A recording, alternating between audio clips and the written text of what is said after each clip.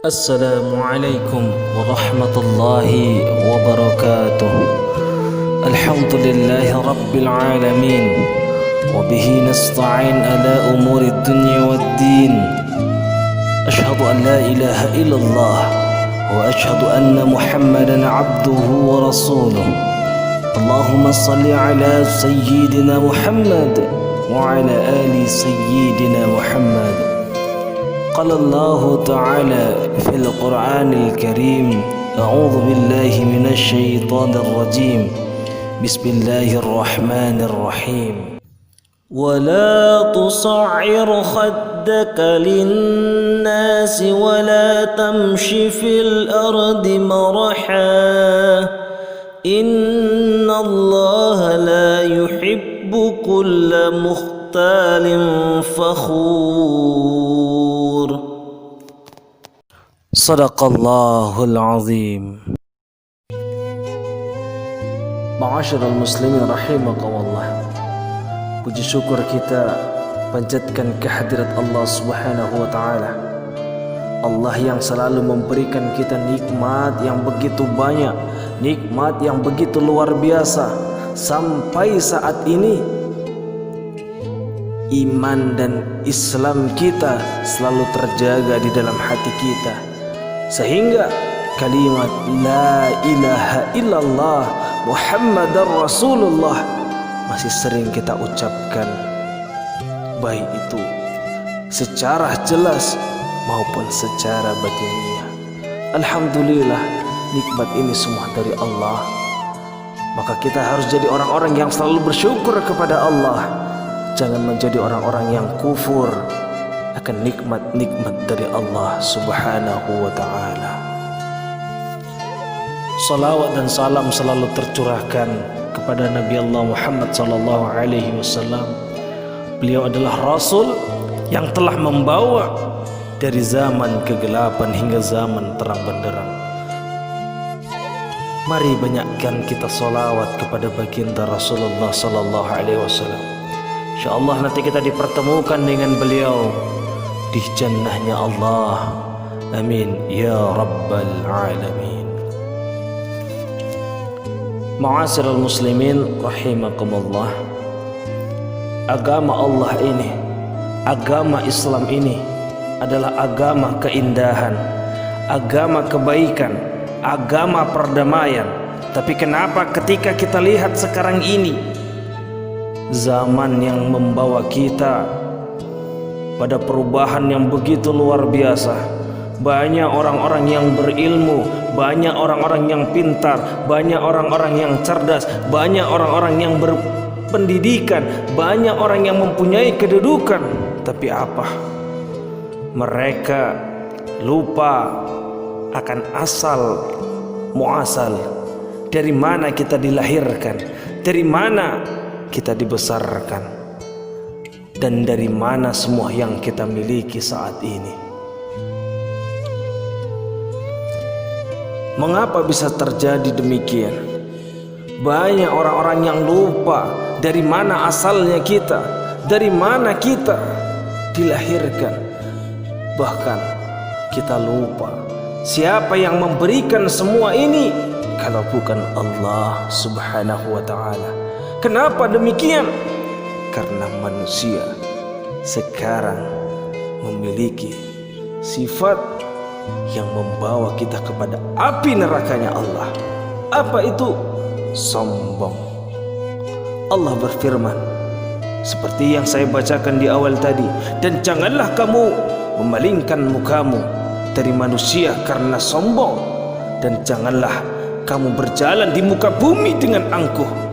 Sesungguhnya Allah tidak menyukai orang-orang yang sombong lagi membanggakan diri. Quran surah Luqman ayat 18. Begitu jelas firman Allah. Tapi banyak orang yang menolak, banyak orang yang tidak percaya. Karena apa? Karena di dalam hatinya memiliki sifat sombong, bahwasanya dia menganggap, dia merasa hidupnya ini karena dia, hebatnya dia ini karena dia, kedudukannya saat ini karena dia, ilmunya saat ini karena dia, bukan karena Allah. Bahkan Allah telah berfirman kembali dalam Quran surah An-Nahl ayat 23, innahu la yuhibbul mustakbirin. Sesungguhnya dia tidak menyukai orang-orang yang menyombongkan diri. Untuk apa kita hidup hebat? Untuk apa kita punya harta yang banyak? Punya apa kita punya kedudukan yang luar biasa, tapi kita sombongkan diri kita dengan semua yang kita miliki saat ini? Anda lupa, antum lupa, dari mana itu semua kalau bukan dari Allah? Harithah bin Wahab al-Khuzai'i berkata bahwa ia mendengar Rasulullah sallallahu alaihi wasallam bersabda, maukah kamu aku beritahu tentang penduduk neraka? Mereka semua adalah orang-orang yang keras lagi kasar, tamak lagi rakus, dan takabur atau sombong. Jelas hadis riwayat Bukhari dan Muslim. Hakikat kesombongan, tidak akan masuk surga seseorang yang di dalam hatinya terdapat kesombongan sebesar biji sawi. Ada seseorang yang bertanya, bagaimana dengan seseorang yang suka memakai baju dan sandal yang bagus? Beliau menjawab, sesungguhnya Allah itu indah dan menyukai keindahan. Sombong adalah menolak kebenaran dan meremehkan orang lain. Hadis riwayat Muslim. Saudaraku, ma'asyiral muslimin rahimakumullah, dari kedua hadis ini sungguh jelas bahwasanya kita dilarang untuk bersikap sombong dan menganggap diri kita paling benar, dan kita tidak menerima kebenaran dari Allah. Inilah yang masih sering terjadi. Kenapa memiliki sifat-sifat yang seperti itu? Kenapa? Karena dia merasa bahwasanya dirinya adalah orang yang paling benar dan dirinya adalah orang yang paling hebat. Kesombongan ada dua. Yang pertama, sombong terhadap al-haqq. Apa itu? Kebenaran. Dia tidak mau menerima kebenaran-kebenaran dari Allah. Dia tidak mau menerima firman-firman dari Allah. Dia merasa bahwasanya hidupnya sudah benar, bahwasanya yang selama ini dia kerjakan sudah benar, tanpa membenarkan perintah-perintah dari Allah dan Rasulnya. Dia tidak percaya lagi akan Rasulnya. Itulah orang-orang kafir yang sombong akan kebenaran dari Allah dan Rasulnya. Mereka tidak mau mengakui Rasulnya, padahal Rasulullah Sallallahu Alaihi Wasallam telah diakui sebelum Rasulullah lahir di muka bumi Allah ini. Tapi kenapa tidak mau mengakui? Mereka menolak akan kebenaran itu karena ada kesombongan di dalam dirinya. Oleh karena itu, wajib bagi kita setiap hamba untuk menerima kebenaran yang ada dalam kitabullah dan ajaran-ajaran para rasul. Apa yang membuat kita menolak itu semua? Karena sombong. Sifat sombong yang kedua adalah sombong terhadap makhluk. Ini yang sering terjadi, saudaraku. Di dalam kita bermasyarakat, di dalam kita memiliki forum, di dalam tempat instansi kita bekerja, kadang sikap sombong ini timbul tanpa kita sadari. Kenapa itu terjadi? Karena kita merasa paling hebat, kita merasa paling benar. Kita menganggap orang lain itu lemah, kita menganggap orang lain itu tidak pintar, kita menganggap orang lain itu bodoh, kita menganggap orang lain itu tidak punya apa-apa. sehingga timbul rasa di dalam hati kita bahwasannya kitalah orang yang paling hebat, kita orang yang paling benar, kita orang yang memiliki kedudukan. Kebanggaan terhadap diri sendiri akan membawanya pada kesombongan terhadap orang lain, meremehkan dan menghina mereka, bahkan serta merendahkan mereka, baik dengan perbuatan maupun dengan perkataannya. Rasulullah SAW bersabda, cukuplah seseorang dikatakan berbuat jahat jika ia menghina saudaranya sesama muslim. Hadis riwayat Muslim. Maka saudaraku, jangan sampai timbul rasa itu, rasa sombong di dalam diri kita. Apa penyebab sombong di dalam diri kita? Penyebab itu adalah semua karena kita ingin dipuji.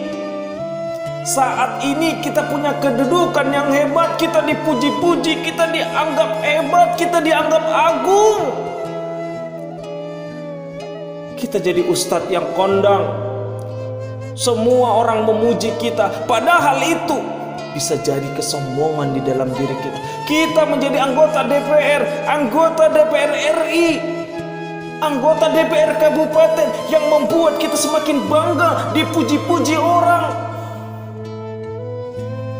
Kita merasa bahwasannya kita yang paling hebat, kita memiliki kedudukan, kita menjadi seorang pemimpin yang hebat, kita punya pekerjaan yang bagus, kita selalu dipuji. Itulah yang menyebabkan kesombongan itu timbul di dalam diri kita. Padahal kita ini bukan apa-apa, kita ini tidak punya apa-apa. Itu semua karena Allah. Kenapa kita sekarang ini masih dipuji? Kenapa sekarang ini kita masih diagung-agungkan sama orang? Karena apa? Karena Allah masih tutup aib kita. Tapi kalau Allah sudah buka aib kita, maka kita ini bukan apa-apa. Kita ini bukan siapa-siapa. Bahkan orang yang tadinya memuji-muji kita, pada akhirnya ketika aib kita dibuka oleh Allah, kita adalah manusia yang hina. Jangan kau merasa angkuh, jangan kau merasa sombong dengan jabatanmu, jangan kau merasa sombong dengan titelmu, dengan gelarmu, dengan apapun itu. Kalaupun orang memujimu, itu tandanya Allah itu sedang mengujimu dengan pujian-pujian dari orang. Bukan berarti ketika engkau dipuji orang, kau itu adalah orang yang paling hebat. Bukan, tapi yakinlah suatu saat ketika engkau lulus dari ujian itu, Allah akan angkat derajatmu. Ma'asyiral muslimin, saudaraku semua yang dirahmati Allah, jangan sampai timbul sifat sombong di dalam diri kita. Wabillahi taufiq wal hidayah. Assalamualaikum warahmatullahi wabarakatuh.